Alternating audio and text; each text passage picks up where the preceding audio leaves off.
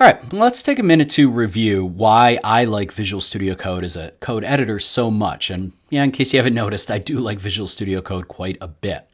Visual Studio Code is a development environment that really sits functionality-wise in between the simple text editors like Sublime Text and Notepad++ and the more full-fledged, fully features IDEs like Visual Studio or Eclipse. The advantage of the sitting in between like that is that it can be quick and easy and straightforward to use, while at the same time still including valuable features that developers need. For instance, you can debug your code right inside of Visual Studio Code. You can execute your code as long as you have the plugin for the compiler or the interpreter that you want to use. Visual Studio Code can run your code and let you step through and debug it live right here in the interface.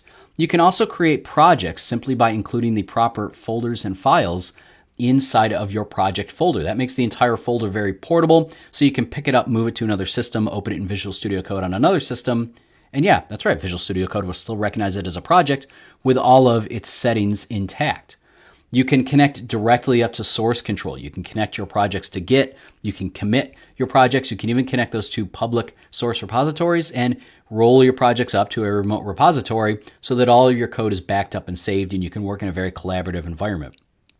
So I think Visual Studio Code is really a great option for all of these reasons. I think it is fast, it is lean, it's lightweight, it's very extensible. The extensions gallery, which works a lot like your iPad or tablet's app gallery, allows you to add whatever functionality you need to add to Visual Studio Code to make it work for you. So that is Visual Studio Code and getting it prepared for your environment in a nutshell. I hope you went through these videos and set it up in a way that you feel happy and comfortable with. I really think that's important to have a code editor that feels comfortable for you. I hope this has been informative for you, and I'd like to thank you for viewing.